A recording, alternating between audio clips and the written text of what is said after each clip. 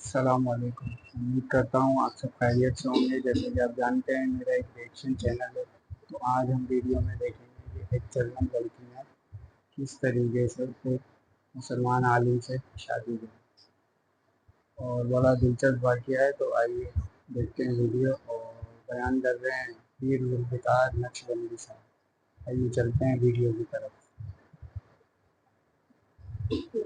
एक मरतबा जर्मनी जाना हुआ। शहर का नाम मैं इरादतन नहीं बताऊंगा।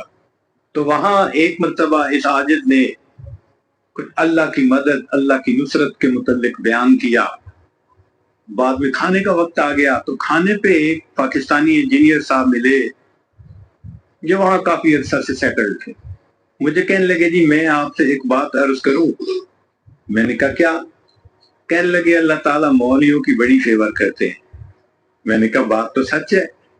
अब चूंकि खाना खा रहे थे फिर वो खाना खाने लगे। फिर कुछ देर के बाद कहने लगे, जी अल्लाह ताला मौलवियों की बड़ी फेवर करते हैं। अब मैंने देखो जाहिर में कि वो तो बेशक न दाढ़ी थी न कुछ था, एक आम जैसे इंजीनियर की जिंदगी होती है। एक खूबसूरत नौजवान था, आम जिंदगी गुजारने वाला। जब खाना खत्म होने लगा ना तो फिर जरा मेरे वो करीब होके बैठ गया। फिर कहते हैं, जी अल्लाह ताला मौलवियों की बड़ी फेवर कर। अब मुझे समझ लगी कि ये कुछ कहना चाहता है, लेकिन जरा इसको वक्त चाहिए, अलहदगी चाहिए। तो वो हम लोग अलग कुर्सियों पे जाके बैठ गए। मैंने उससे पूछा, आप क्या कहना चाहते हैं जो बेताब है इतनी देर से? कहते हैं, जी अपना वाकया सुनाए। कहने लगा, जी मैंने लाहौर से इंजीनियरिंग की, फिर यहाँ एक कंपनी में मेरी नौकरी लगी, बेहतरीन नौकरी, जबरदस्त तनख्वाह, और मैं इंटेलिजेंट भी बड़ा। मैं पिछले इतने सालों से उस कंपनी में नौकरी कर रहा। हमारे दफ्तर में यहाँ के माहौल के मुताबिक मर्द भी इंजीनियर हैं, लड़कियां भी इंजीनियर हैं। तो एक लड़की इंजीनियर जर्मनी की, वो हमारी कोलीग थी, इतनी खूबसूरत थी कि देख के बंदा सोचता था कि अल्लाह ने ऐसी भी मखलूक पैदा की है। और इसके साथ साथ इतनी ज़हीन और इतने अच्छे अखलाक वाली कि दफ्तर के जितने जवान लड़के थे हर एक विश करता था कि मेरे साथ इसका ताल्लुक जुड़ जाए। जर्मन भी इसी कोशिश में लगे हुए थे, दूसरे भी इसी कोशिश में। मगर उसकी जिंदगी बड़ी क्लीन नजर आती थी। वो काम की बात करती थी, जो जरा काम की बात के अलावा करता था ऐसा जवाब देती थी कि अगले को जरूरत ही नहीं होती थी बात करने। हम लोग दोपहर के वक्त छुट्टी होती तो फिर खाना खा लेते थे, कमरा बना हुआ था। एक दिन मैंने खाना न खाया, फिर दूसरे दिन खाना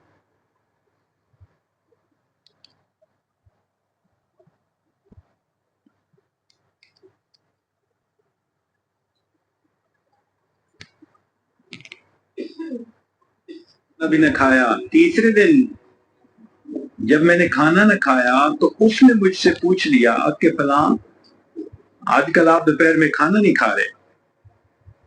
मैंने कहा इसलिए कि वो मैं मुसलमान हूं और हमारा रमजान मुबारक शुरू हो गया है और मैं फास्टिंग कर रहा हूं। उसने कहा ये क्या होती है? तो मैंने बताया रोजा क्या होता है। उसको थोड़ा इंटरेस्ट फील हुआ। कहने लगा मेरे लिए तो बहुत ही अच्छा टॉपिक मिल गया। मैंने भी खोल खोल के बताया फास्टिंग क्या होती है, और उसकी इंटरेस्ट को देख के कहा अच्छा मैं बाकी बातें तुम्हें कल बताऊंगा। अगले दिन फिर मैंने उससे कोई बात की। हमारी बात रमजान शरीफ पे चलनी शुरू हो गई, और वो भी उस खाने के वक्त में कुछ देर बैठ के मुझसे इस्लाम के बारे में कोई बात सुन लेती। मेरी कोशिश ये थी कि रमजान शरीफ के दौरान मेरी बातचीत इतनी शुरू हो जाए कि कंफर्टेबली हम एक दूसरे से कम्युनिकेट करने लग जाए। जर्मन लड़के मुझे देखते तो वो मुझसे बड़े खफा होते, ये इसके साथ बैठ के क्यों 10 मिनट बातें करता है भाई, जब से हमसे 1 मिनट भी बात नहीं करती। खैर रमजान शरीफ होने तक मुझे इतना अंदाजा हो गया कि इसके जहन में इस्लाम के बारे में मजीद जानने का भी शौक मौजूद है। تو میں نے کچھ انگریزی کی کتابیں بھی اس کو منگا کے دی کہ پڑھو، اور میں تو چاہتا تھا اللہ کرے یہ مسلمان بنے، پھر تو ہمارا ہی نمبر لگے گا، کیونکہ باقی تو سارے یہاں کافر ہیں۔ بڑی میری کوشش تھی اور میں بڑے خلوص سے کوشش کر رہا تھا یہ مسلمان بن جائے۔ اللہ کی شان کہ جو باتیں میں بتا سکتا تھا میں نے بتائیں، اور کچھ باتیں اس کو میں نے کہا کہ بھئی تمہارے قریب اگر کوئی مسجد ہے، وہاں عالم ہے، تو ان سے کوسچن پوچھ لو۔ 6 مہینے اس لڑکی نے اسلام کو سٹڈی دیا، اور ایک دن آ کے وہ مجھے کہنے لگی کہ کل میں نے کلمہ پڑھ لیا ہے، اور میں نے دیکھا کہ اس نے اپنا سر بھی ڈھکا ہوا تھا۔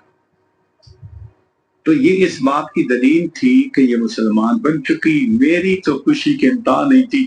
میں نے عشاء کے بعد 10 رکعت شکرانے کے نفل پڑھے کہ یہ مسلمان بن گئی۔ میں کلیگ بھی ہوں، مسلمان بھی ہوں، جس کے پاس تو کوئی دوسری آپشن ہی نہیں ہے، تو اب میرا کام آسان ہو گیا۔ اب وہ جب موقع ہوتا نماز بھی پڑھتی، مگر زندگی چلتی رہی۔ سال میں ہمیں چھٹیاں ملتی تھی جو اکثر وہاں کے مقامی لوگ یورپ میں ادھر ادھر بیچز پہ گزارا کرتے تھے۔ بات چلی کہ بھئی اس دفعہ چھٹیوں کا پروگرام کیا ہے؟ اس نے کہا کہ میرا ارادہ ہے کہ میں اس دفعہ ٹرکی جاؤں گی، سنیں وہاں بہت مسجدیں ہیں اور بہت علماء ہیں، میوزیمز ہیں، تو مجھے ذرا اسلام کو اور زیادہ اسٹڈی کرنے کا موقع مل جائے گا۔ میں نے سوچا ترکی جائے گی تو میرا کیا فائدہ؟ اب میں نے اس کو آئیڈیا دیا، فوڈ فار تھاٹ۔ ان کا تمہیں کیا پتا، اصل تو دین پاکستان میں ہے، اتنی مسجدیں ہیں، اتنے یہ علماء ہیں، اتنے فلاں ہیں۔ اب میں نے ایسی سہانی سٹوری اس کو سنائی کہ اس کو لگا کہ اگر مجھے دین سمجھنا ہے تو شاید وہاں انفارمیشن زیادہ مل سکیں گی۔ اور ادھر میں نے اپنی امی کو فون بھی کر دیا، امی میں کوشش کر رہا ہوں کہ یہاں سے ایک لڑکی آ جائے پاکستان، بس اس کو پھر آپ شادی کے لیے تیار کرنا، یہ آپ کا کام ہوگا۔ امی نے کہا بیٹا بات ہی کوئی نہیں۔ میری بہن ایک ایم اے انگلش تھی، ایک ایم اے اکنامکس تھی، بہنوں نے بھی کہا تو ایک دفعہ لے آؤ اس کو، ہم اس کو تیار کر دیں گے، مسئلہ ہی کوئی نہیں۔ اب میری کوشش کہ کسی طرح یہ سفر کرے۔ 2-3 دن وہ سوچتی رہی، پھر اس نے کہا کہ اچھا ٹھیک، میں نے ارادہ کیا ہے کہ ان چھٹیوں میں پاکستان جاؤں گی، مگر میں اپنی ارینجمنٹس خود کروں گی، تم فلائٹ نمبر بس بتا دو کب جا رہے ہو۔ تو میں نے کہا ٹھیک۔ اب جس دن میں نے فلائٹ پہ آنا تھا، اور اس نے بھی 2 لفظ کہے تھے کہ ہاں میں بکنگ کروا لوں گی، کہنے لگا کہ میں تو 1 گھنٹے، میں نے 3 گھنٹے پہلے پہنچنے کی بجائے 4-5 گھنٹے پہلے پہنچا ہوا تھا، جلدی سے چیک ان کروا کے۔ اب میں تلاش کر رہا تھا کہ کب آئے۔ خیر اس کو آنے میں کچھ دیر ہو گئی، مگر میں نے دیکھا کہ وہ آ گئی تو میں بڑا مطمئن ہو گیا، اب یہ پاکستان آ رہی ہے۔ خیر جب پاکستان اترے تو میرے گھر والے رشتہ دار سب مجھے ریسیو کرنے آئے ہوئے تھے، تو گھر کی عورتیں اس کو بھی ملی۔ اس نے کہا کہ دیکھو میں نے ہوٹل کی بکنگ کروائی ہوئی ہے اور میں اس وقت تھکی ہوئی ہوں سفر کر کے، تو میں سیدھا ہوٹل میں جاؤں گی، اور کل جب میں کسی وقت فریش ہوں گی نا تو عورتوں کو کہا کہ تم ہوٹل آ جانا، میں تم سے ڈسکس کر لوں گی کہ مجھے کہاں کہاں انفارمیشن مل سکتی ہے۔ میری بہنیں اس کو دیکھ کے تو حیران ہو گئی، اور انہوں نے شادی کی ڈیٹ اور پلاننگ وہ بھی شروع کر دی۔ اگلے دن میری امی گئی اور اس کو کہا کہ بھائی آپ ہوٹل میں کیوں رہتی ہو، ہمارے گھر میں آؤ۔ اس نے کہا میں ذرا یہاں کمفرٹیبل ہوں۔ امی نے کہا چلو کھانا کھانے ہی آ جاؤ۔ اس نے کہا ٹھیک، تو وہ ایک وقت کھانے کے لیے گھر امی کے ساتھ آ گئی۔ ہمارا گھر ڈیفنس کے اندر اتنا بڑا بہترین محل نما گھر تھا، اور بزنس تھا ہمارا کار ڈیلرشپ تھی۔ اب جو کار ڈیلر ہو وہ تو کروڑوں پتی ہوتا ہے۔ چھوٹا بھائی میرا مجھ سے بھی زیادہ خوبصورت نوجوان۔ خیر میری بہنوں نے بڑی کوشش کی کہ بھئی کسی طرح وہ ہاں کر دے کہ मेरे साथ उसकी शादी से वो राजी है, मगर वो खामोश जाती, वो हाँ नहीं करती थी। परेशानी होने लग गई, दिन गुजर रहे और हाँ नहीं कर रही है। तो कहने लगे कि एक दिन जो है अम्मी ने कहा कि बेटा अगर तुमसे वो राजी नहीं तो तुम्हारा छोटा भाई भी तो है, हम उसकी ऑप्शन दे देते हैं। मैंने कहा ठीक है, कोई बात नहीं। अम्मी ने छोटे भाई की ऑप्शन दे दी। वो सुन के फिर चुप हो गई। हत्ता के आधे से ज्यादा दिन गुजर गए। फर्ज करो 20 दिनों से रहना था तो 10-12 दिन गुजर गए। अब अम्मी को जरा फिक्र होने लग गई कि ये नहीं मानेंगे। हम परेशान भी थे।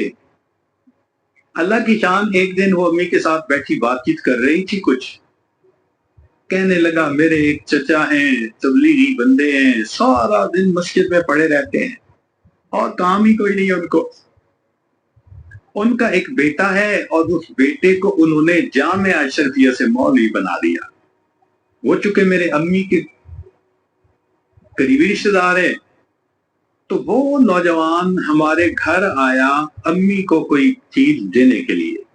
तो इस लड़की की जरा दूर से नजर पड़ गई कि एक बंदा है, दाढ़ी वाला भी है, टोपी भी है और वज़ाकत भी दीनी है।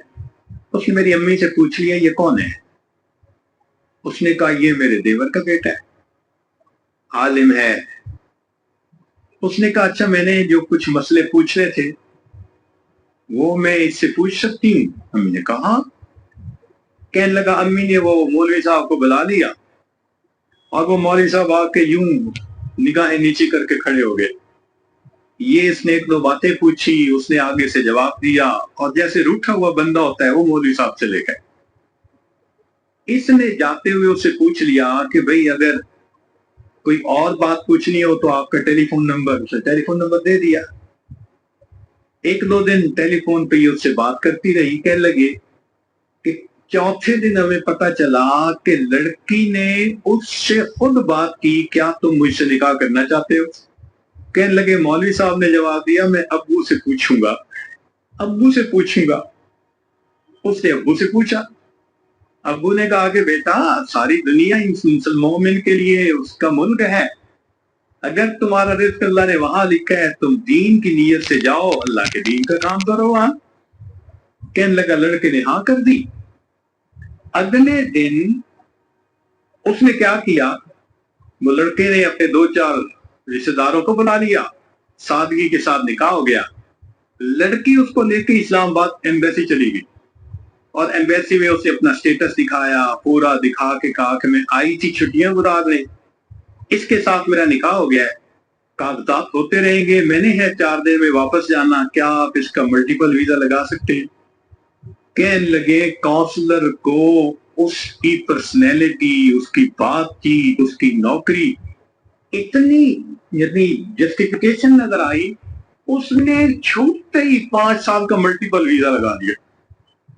कहने लगा छुट्टियां खत्म होनी थी, वो लड़की अपने वो जो मौलवी साहब खामिन थे उनके साथ चली गई। मेहनत मैंने की, अल्लाह ने फेवर मौलवी की कर दी। वह यतवल्ला सालिहीन, वो अल्लाह नेकोकारों का सरपरस्त है। हजरत Umar. Thanks for watching. Channel को लाइक करें, सब्सक्राइब करें। मिलते हैं नेक्स्ट वीडियो में इंशाल्लाह। अस्सलाम वालेकुम।